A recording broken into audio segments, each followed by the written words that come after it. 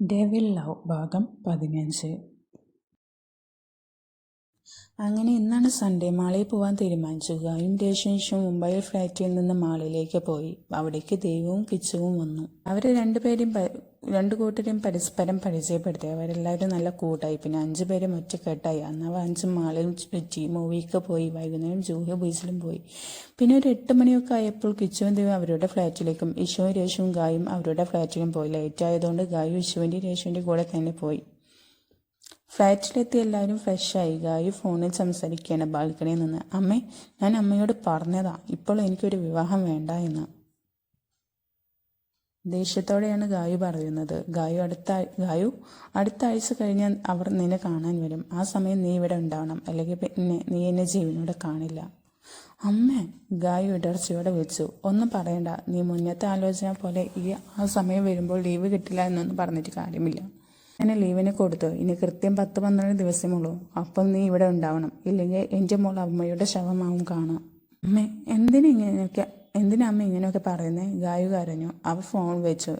എന്തിനാ അമ്മയെ ചേച്ചി ഇഷ്ടമല്ലെങ്കിൽ നിർബന്ധിക്കുന്നേ? ഗായത്രിയുടെ അനിയത്തിയായ ഗൗരി ചോദിച്ചു. ആളിപ്പോൾ ഡിഗ്രി ഫസ്റ്റ് ഇയറാണ്. പിന്നെ ഇത്രയും വലിയ കുടുംബം വിട്ടുമൂടാനുള്ള സ്വത്ത്, പോരാത്തിന് ആ കുടുംബത്തിലെ മൂത്ത കൊച്ചുമകൻ. ലോകം മുഴുവൻ അറിയപ്പെടുന്ന ഉബ്രോയ് ഗ്രൂപ്പിൻ്റെ അവകാശം മാത്രമോ? ലോകം അറിയപ്പെടുന്ന മ്യൂസിഷ്യൻ നിരഞ്ജൻ ഉബ്രോയ്. അങ്ങനെ ഒരു ബന്ധം നമ്മളെ തേടി വന്നതെന്ന് വലിയ കാര്യം. ഈ വിവാഹം നടന്നാൽ നിന്റെ അച്ഛൻ്റെ ഓപ്പറേഷനൊക്കെ അവർ നോക്കിക്കോളും. പിന്നെ പറ്റുമെങ്കിൽ ഗീതുവിനെ അവർക്ക് തന്നെ കെട്ടിച്ചു വിടണം. പിന്നെ നടന്നത് തന്നെ. എൻ്റെ വില്ലേജ് അവർക്ക് ഇഷ്ടമായതുകൊണ്ട് മാത്രമാണ് ഈ ആലോചന വന്നത്. ഗീതു ചേച്ചിയെ കണ്ടാൽ തന്നെ അവർക്ക് മനസ്സിലാവും അഹങ്കാരിയാണെന്ന്. പക്ഷേ എൻ്റെ ഗായു ചേച്ചിയുടെ മുഖത്ത് തന്നെ നോക്കിയാൽ ആർക്കും മനസ്സിലായി ഒരു പാവമാണെന്ന്. ആരടി അഹങ്കാരി? പുറകിൽ നിന്ന് ദേഷ്യത്തിൽ വിറച്ചു നിൽക്കുന്ന നീതുവിനെ കണ്ടു. ഞാനും നിന്റെ ചേച്ചി തന്നെയാണ്. ആ ബഹുമാനത്തോടെ തന്നെ വിളിക്കാവൂ. അതും പറഞ്ഞ് ഗൗരിയുടെ ചെവിയിൽ ഒരു കിറുക്ക് കൊടുത്തു. ഗൗരി അവിടെ നിന്ന് തുള്ളിച്ചാടിപ്പോയി.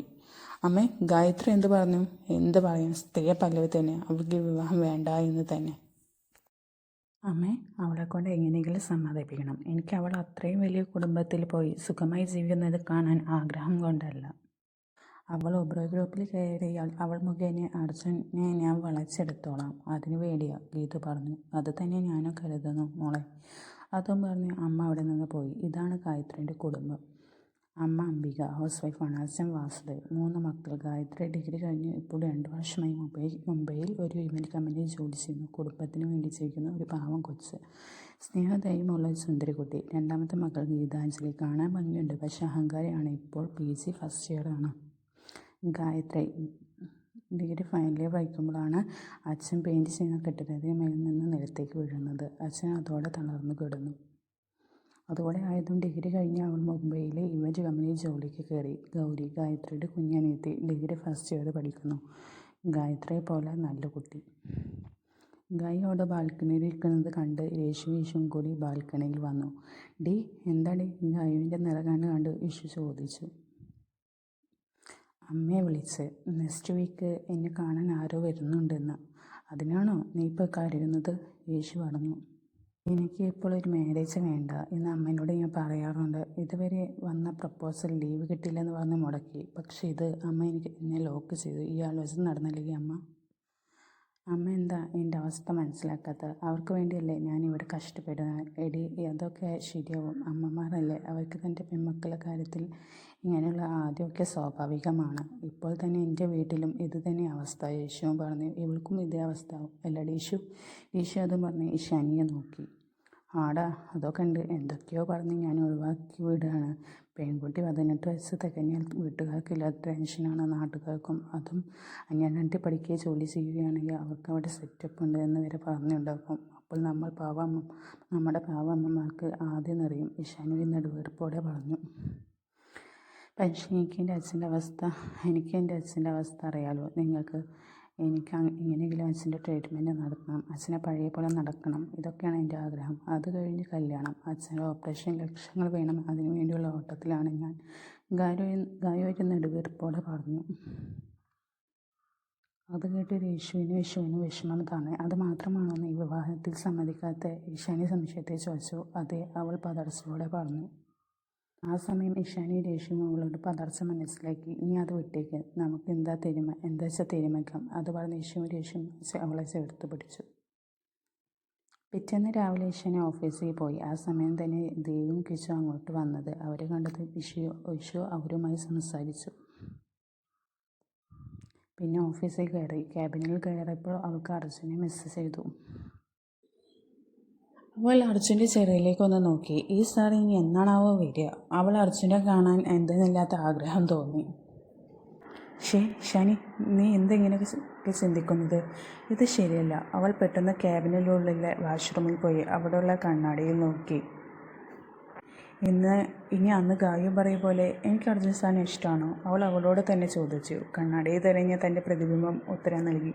യെസ്, നീ അർജുനെ പ്രണയിക്കുന്നുണ്ട് ഷാനി. നോ, ഷാനി തൻ്റെ പ്രതിബിംബം നോക്കി പറഞ്ഞു. പ്രതിബിംബം അവളെ നോക്കി ചിരിച്ചു. നീ നിൻ്റെ മനസ്സിൽ എന്നോ അർജുനെ കയറ്റിവെച്ചു. നീ അവനെ സ്നേഹിക്കുന്നത്. നീ നിന്നെ തന്നെ കബളിപ്പിക്കുകയാണ്.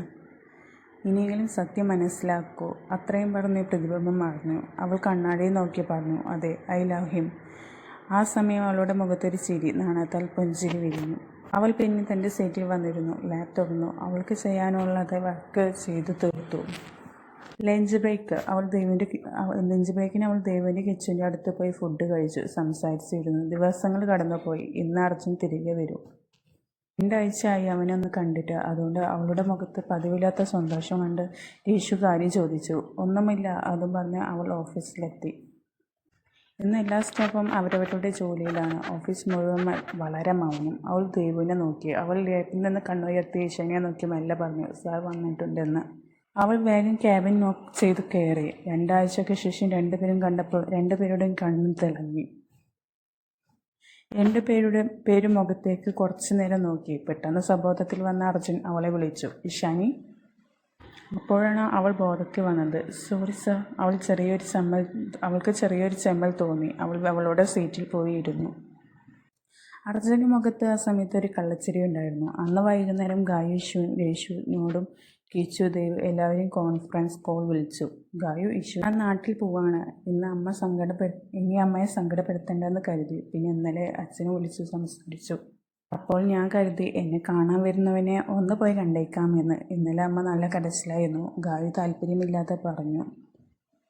സമയം അവർക്കെല്ലാം എന്തുകൊണ്ടോ ഗായുവിനോട് സഹതാപം തോന്നി. അപ്പം അവളുടെ അമ്മയുടെ ദേഷ്യവും. ഭീഷണിപ്പെടുത്തി നടത്തേണ്ടതല്ലല്ലോ വിവാഹം പോലെ. അവൾ ഇത്രയൊക്കെ അവൾക്ക് വേണ്ടി ചെയ്തിട്ടും അവളുടെ അഭിപ്രായത്തിന് ഒരു വില നൽകാത്തത് പോലെ തോന്നി. മറ്റന്നാളാണ് ഫംഗ്ഷൻ, നിങ്ങൾ വരുമോ? എനിക്ക് എന്തോ പോലെ. അങ്ങനെ അവർ വരാമെന്ന് പറഞ്ഞു. പിന്നെ കോൾ അവസാനിപ്പിച്ചു. രാത്രി 2 മണി. ഇഷാനിയുടെ ഫോണിലേക്ക് ഒരു കോൾ വന്നു. അവൾ ഉറക്കം മുറിഞ്ഞ ഈശയോടെ ഫോൺ എടുത്തു. അപ്പുറം പറഞ്ഞ കാര്യം കേട്ട് അവളുടെ ഉള്ള ഭയത്താൽ വിറച്ചു. ആരാ നിങ്ങൾ? അവൾ പേടി കലർന്ന സ്വരത്തിൽ ചോദിച്ചു. അതിനൊരു പൊട്ടിച്ചിരിയായിട്ടൊന്ന് മറുപടി. കേട്ട്. അധികം വൈകാതെ നമ്മൾ കാണും. അത്രയും പറഞ്ഞ് കോൾ കട്ടായി. അവൾ ഫോൺ പിടിച്ച് അവിടെ നിന്നു. അവളിൽ ഭയം എന്ന വികാരം മൂടി. പിന്നെ കിടന്നിട്ടും അവൾക്ക് ഉറക്കം വന്നില്ല. ഹായ്, എല്ലാവരും സുഖമാണെന്ന് വിശ്വസിക്കുന്നു. എനിക്ക് സ്റ്റോറി ഇഷ്ടപ്പെടുന്നുണ്ടോ? ഡബിൾ ലവിനെ കുറിച്ചുള്ള അഭിപ്രായങ്ങൾ പറയാം. വോയിസ് കൊടുക്കുന്നതിൽ മിസ്റ്റേക്സ് ഉണ്ടെങ്കിൽ ഒന്ന് ക്ഷമിച്ചില്ല. ടെസ്റ്റിൽ സ്പെല്ലിംഗ് മിസ്റ്റേക്സ് കാണും, അതൊന്ന് ക്ഷമിക്കുക.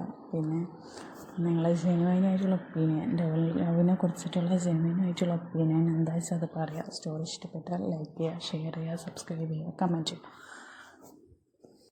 പിന്നെ ഒരു കാര്യം കൂടി, നിങ്ങൾക്ക് വോയിസ് കേൾക്കുന്നുണ്ടോ, ടെസ്റ്റ് വായിക്കാൻ പറ്റുന്നുണ്ടോ, അതും കൂടി പറയണേ.